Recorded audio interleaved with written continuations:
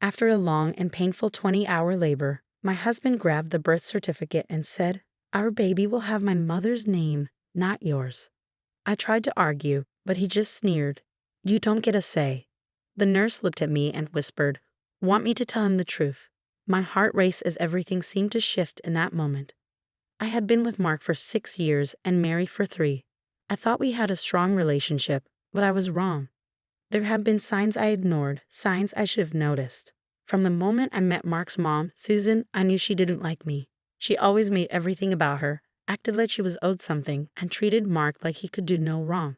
At first, it was just small things like rude comments and insults about my looks, my background, even my job. But it got worse. She wanted control over everything in Mark's life. When we got engaged, she threw a fit because Mark picked the engagement ring himself instead of letting her choose. When we bought our house, she complained about everything: the neighborhood, the house itself, the walls. She'd show up unannounced, acting like she lived with us.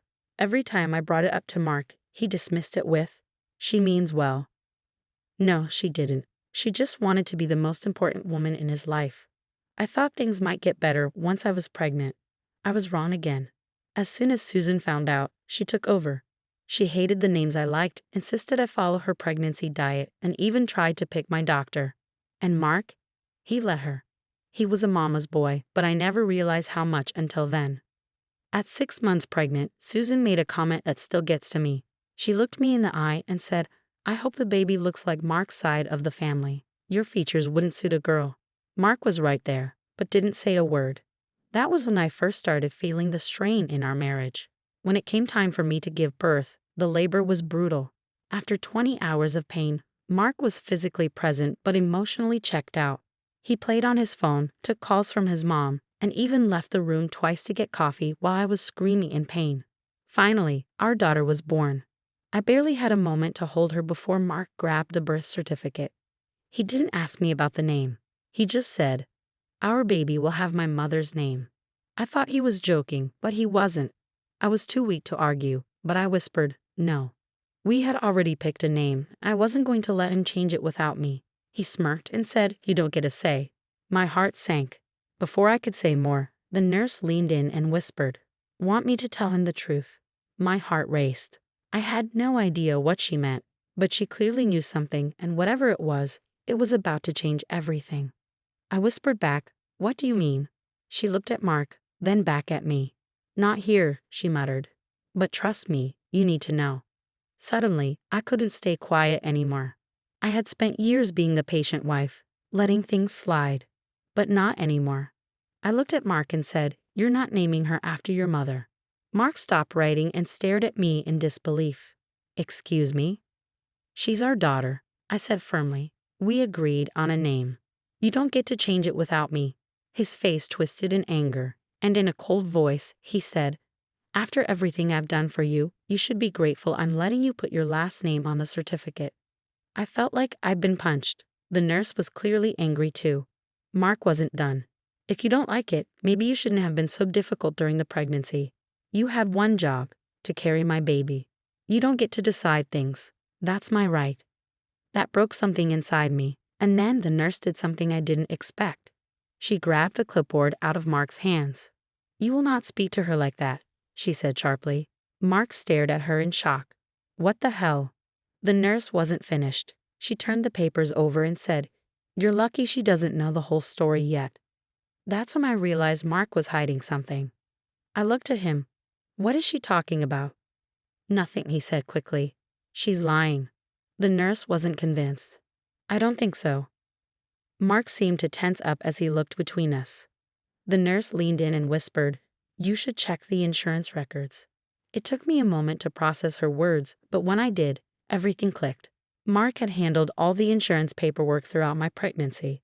I had trusted him to take care of it. But now, something felt off. I turned to him, my voice trembling. "Mark, what did you do?" His hands clenched into fists. Nothing. But there was sweat on his forehead now. He was nervous. The nurse shook her head. "I've seen this before. Women come in thinking everything's fine, trusting their husbands with everything, and then they find out they're not even listed as the primary parent." I went cold. Mark jumped up from his chair. We're leaving. I ignore him. You changed my insurance records. My voice trembled. I did what I had to do, he snapped. You don't understand. Then make me understand.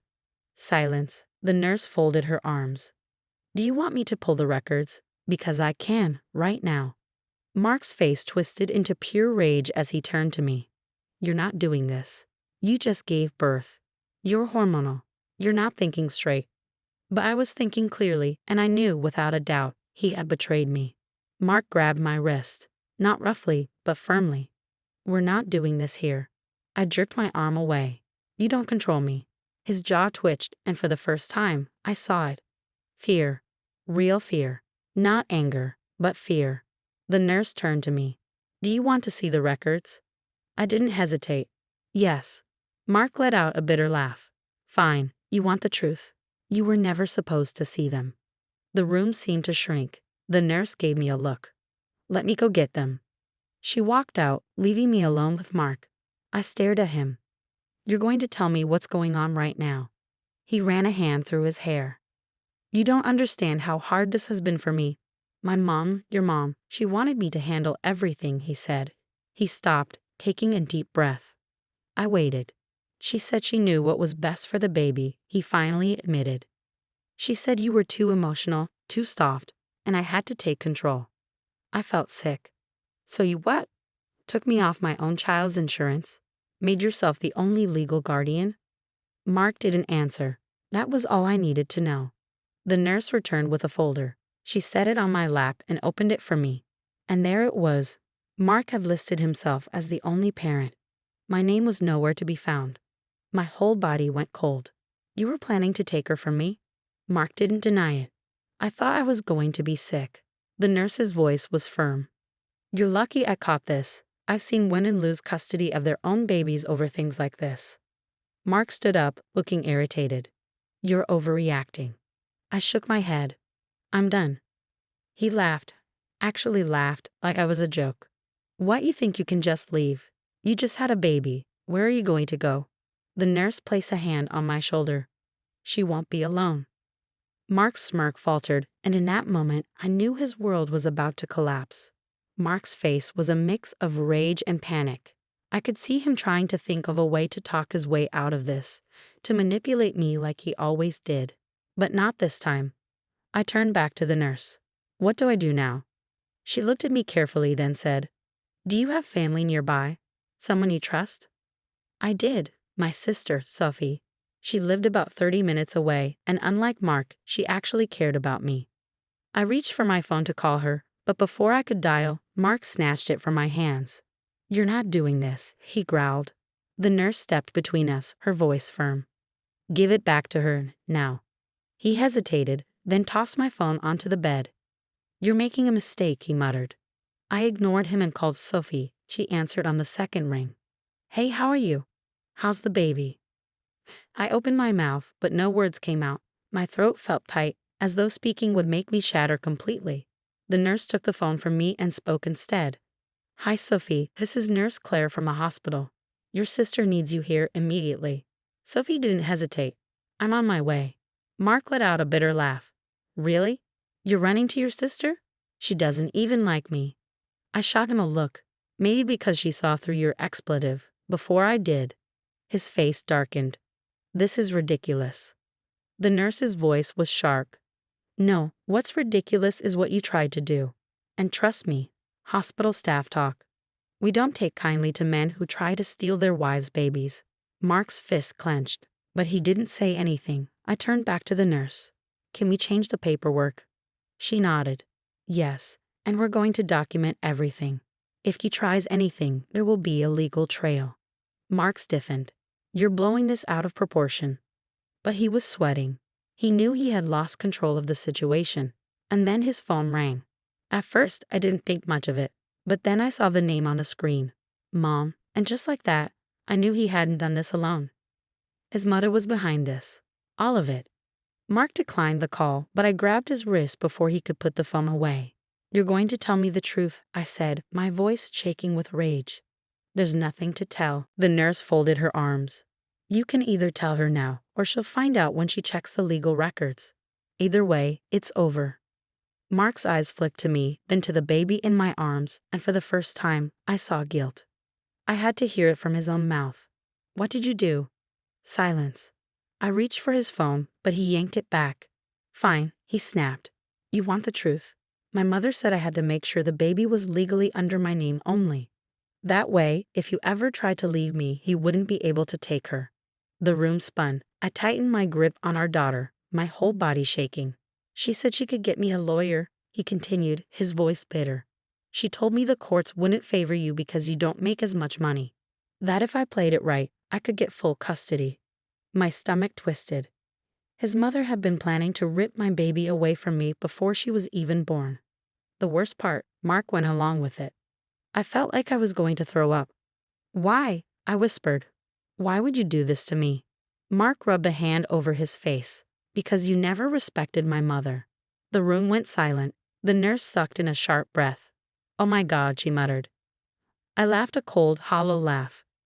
You tried to steal my child because I didn't worship your mother. Mark didn't answer. That was all I needed to know.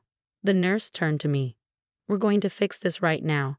She grabbed my paperwork and walked out of the room, probably to get the hospital administrator involved. Mark moved toward me. Look this guy out of hand. We can fix it. I held my daughter tighter. There is no we anymore. His face twisted. I am her father and I am her mother. I shot back. And unlike you, I won't use her as a weapon. His jaw clenched. You're making a mistake. No, I said, my voice firm. The only mistake I made was trusting you. At that moment, Sophie walked in. She took one look at my face and knew something was wrong. What the hell is going on? Before I could answer, Mark's phone rang again. This time, Sophie snatched it out of his hand. She looked at the screen. It wasn't just his mother calling. There were texts, lots of them. When she unlocked the phone, because of course she knew his passcode, she went pale. She turned the screen toward me, and my world tilted again. There were messages between Mark and another woman. I can't wait to see you. Once the baby is here, we can finally be together. She won't have anything left. She'll be stuck. Sophie's face turned red with rage. Are you expletive kidding me? Mark's face went white. I stared at the messages, my vision going blurry. He hadn't just tried to steal my daughter. He had been planning to leave me for someone else, while I was pregnant, while I was carrying his child. I felt a calmness settle over me, a dangerous kind of calm. I looked at Mark and whispered, you have no idea what you've just done. Mark lunged for his phone, but Sophie yanked it back. Oh no, asshole, she hissed. You're not getting out of this. I couldn't take my eyes off the screen. The text blurred together, my hands shaking as I scrolled. Mark had been having an affair, not just a fling, a full-blown relationship. And it wasn't just cheating, it was calculated. She won't have anything left. She'll be stuck. That one text hit me like a bullet to the chest. It wasn't about love. It wasn't even about me. This was about control. He had planned to trap me, steal my baby, strip me of my rights, push me into a corner where I had nothing left. And then he was going to leave with someone else. I felt like I was drowning. My heart pounded in my ears. My body still weak from labor, my newborn daughter asleep in my arms, completely unaware that the man who was supposed to protect her had already betrayed her before she could even open her eyes. I turned to Mark. Who is she? His mouth opened, but no sound came out. Sophie scrolled further, her expression darkening. Then she froze. Oh my God, she looked up at me, her eyes wide. You're not going to believe this. She turned the phone around again. And there, staring back at me, was a familiar name. The other woman was his mother's best friend's daughter. The same woman Susan had been pushing him toward for years, the perfect girl, the one she wanted him to marry instead of me. I felt like everything had turned upside down. This wasn't just about control or even just about cheating. This was planned. Mark had gone along with it. I don't know what snapped inside me, but something broke. I stood up, still hurting from giving birth, and shoved the phone into Mark's chest. How long? My voice was calm, but cold. Mark looked pale. It's not what you think. Sophie laughed bitterly. Really? Because it looks like you and Mom were planning a new life without my sister. Mark clenched his jaw. She wasn't supposed to find out like this. I laughed sharply. Not supposed to find out like this? Was I just supposed to wake up one day and realize you took my baby and replaced me? He had the nerve to roll his eyes. You're overreacting. That was it. I grabbed the birth certificate paperwork from the table and tore it in half. You don't control me. You don't control her. I was shaking with anger. Then the door opened and Susan walked in. She saw the torn paperwork and the phone with the messages still open. She froze, then smiled. Well, she said smoothly, I guess there's no point in pretending anymore. Sophie let out a mix of a laugh and a scoff. Are you serious? You're not even going to deny? Susan smiled like she didn't care. It hit me then she wasn't sorry at all. This had been her plan from the start. I turned to Mark. You let her do this. Mark stayed quiet, not looking at me. He knew there was nothing to say. Susan stepped forward, calm but cold. Sweetheart, you need to understand this is what's best for the baby. I held my daughter tighter. The best thing for my baby is to keep her far away from you. Susan sighed like I was a child throwing a tantrum. You don't have what it takes to raise her alone, she said. Be realistic. Mark makes more money. He has stability. You don't. Sophie scoffed. Oh, please. If you think my sister is going to let you take her baby, you're crazy. Susan looked at Mark. Handle this. And that's when I saw it, hesitation. Mark was questioning everything. He had always followed his mother's lead, but now he was stuck. I leaned in close and whispered, if you go through with this, I'll ruin you. Mark blinked. You don't. I will take you to court. I'll expose everything, your fake insurance papers, your affair, your attempt to steal my child. I'll make sure you never see her again. He looked at Susan, and for the first time, I saw doubt in his eyes. Susan noticed too. Mark, she snapped, she's bluffing. We have the lawyers. I stared at her. Then we'll see who wins. Silence. Then Mark cracked. He turned to his mother and said, Mom, I can't do this. Susan froze. What? Mark's voice was barely a whisper. I didn't think it would go this far. Susan's face twisted with rage. Don't be stupid. We talked about this. Mark looked at me, then at the baby in my arms. He stepped back. I can't, he said again. Susan snapped. After everything I did for you, you're going to throw it away for her. Mark flinched, and at that moment I knew I had won. Not because Mark had a sudden change of heart, but because he was weak. For once, his mother wasn't controlling him. Susan stormed out, furious. Mark didn't follow her. Sophie called our cousin, who was a lawyer, and had him rushed to the hospital with the nurse's paperwork. We fixed the legal documents and I got full custody. Mark didn't argue. Deep down, he knew he had already lost. A few days later, I left the hospital with my daughter. Mark didn't come with us. Susan tried to reach out. She even showed up at my apartment, but I didn't let her in. Sophie called the cops. Eventually, Susan gave up. Mark moved out. I filed for divorce. As for the other woman, she left him as soon as she realized he had nothing left to offer. It took me a long time to process everything, to accept that the man I loved, the man I married, had been planning to destroy me. But holding my daughter in my arms, I knew one thing for sure. I had won. Not in a petty revenge way, but because I had escaped, and Susan had lost. She tried to build the perfect life for her son, and now she had nothing, but I had everything that mattered.